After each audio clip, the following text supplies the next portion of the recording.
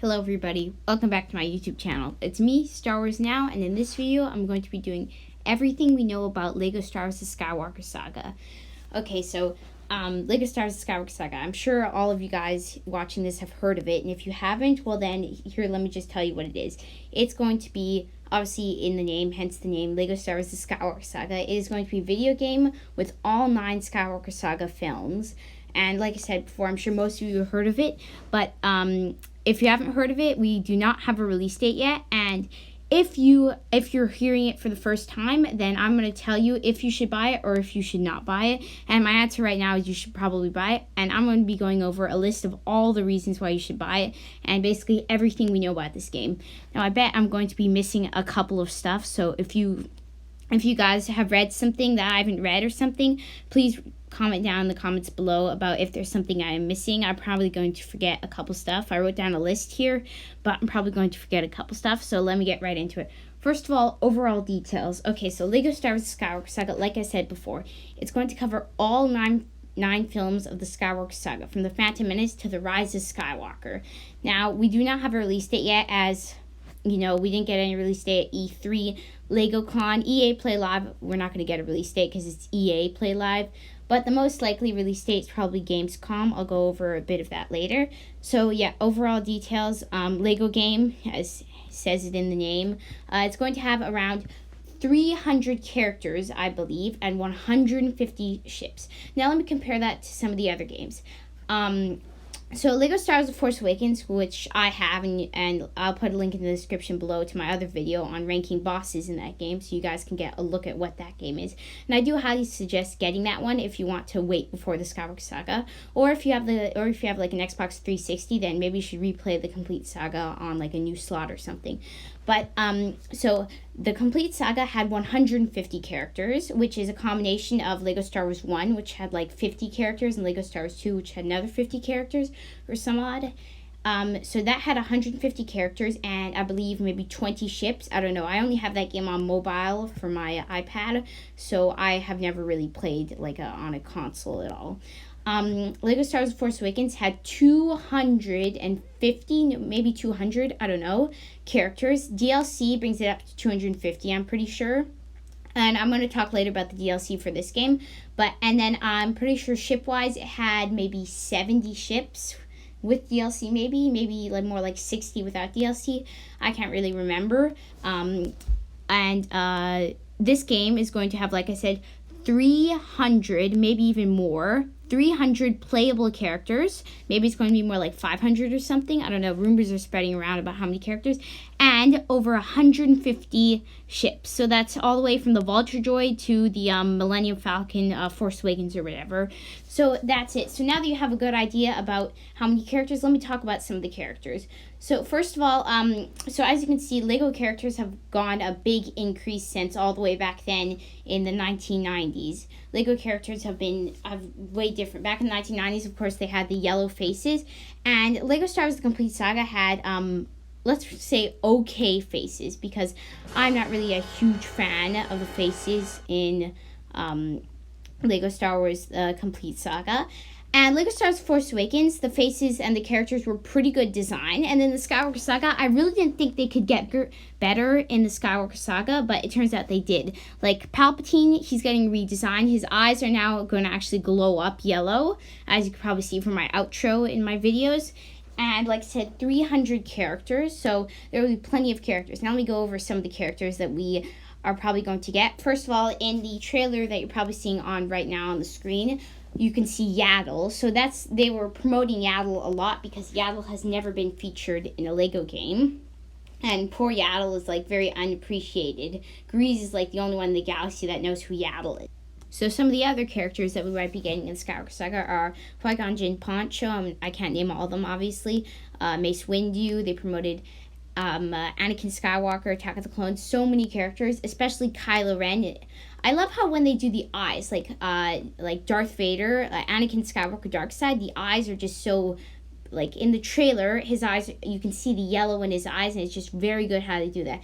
Especially the details in like the Kylo Ren boss fight that you can see in one of the trailers. I think that boss fight is going to be very fun, especially the Grievous boss fight. So since I'm talking about boss fights, my next category is going to be combat. Let me talk about the combat a bit. So, because we haven't had an actual gameplay trailer, we had obviously our first trailer came at E3 2019. Then we got our official trailer on Gamescom 2019. That's why we might think that at Gamescom this year we're going to get a release date and maybe an actual gameplay trailer.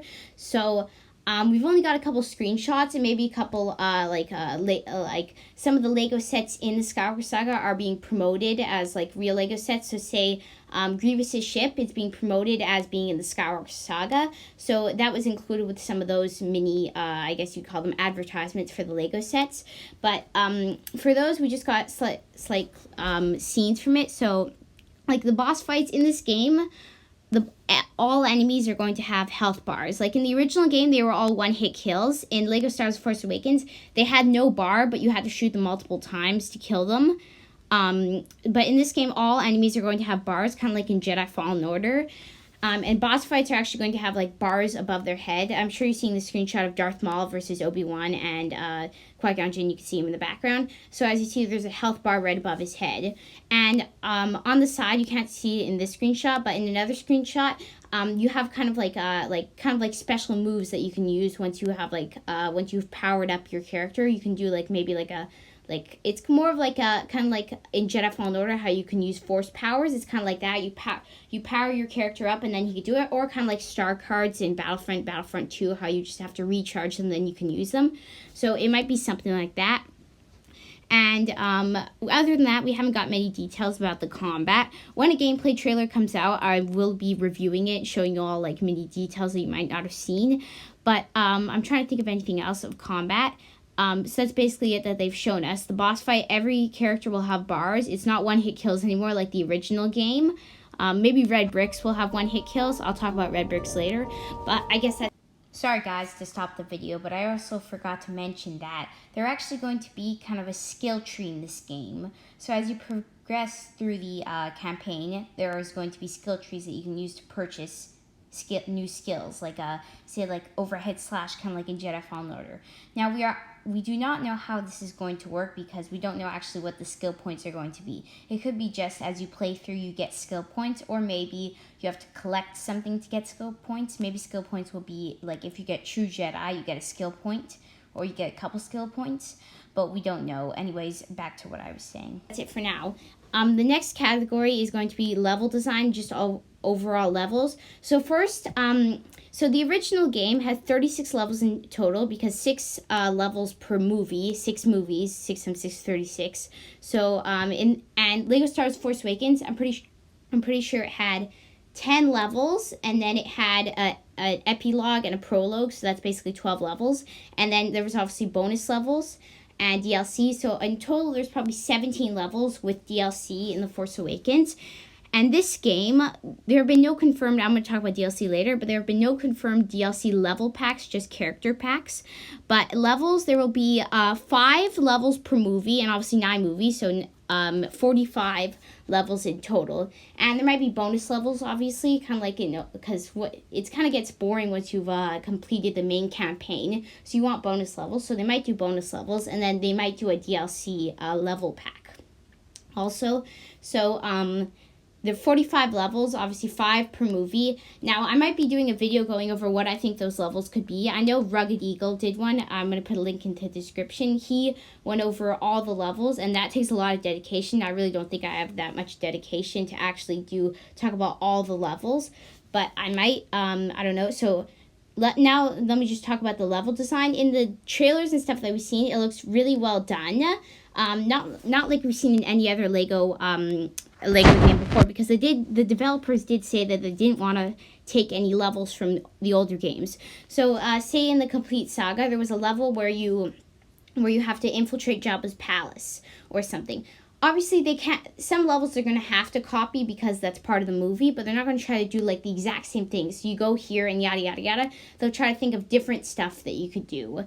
So they're going to try to redesign all levels. Like in the complete saga, a couple levels were a bit of a waste, I want to say. Like in the Phantom Menace, obviously the Phantom Menace is a bit uneventful, we're going to say. the middle portion of it is spent on Coruscant, so they had to make a whole level that was just them infiltrating Naboo. But I thought they could have just made a Battle of Naboo. Like, Anakin's flight is a bonus level, but they could have made that a real level. That would have been cool to see. I would have liked that. But that's that. So in level design, obviously, like I said, they're not going to try to take anything from other levels, and they're going to try to make it new. I will be talking about the mechanics, like the pushing mechanic or like climbing. I will be talking about those later to see if there's any new mechanics in this game. But there's not many details about this entire game.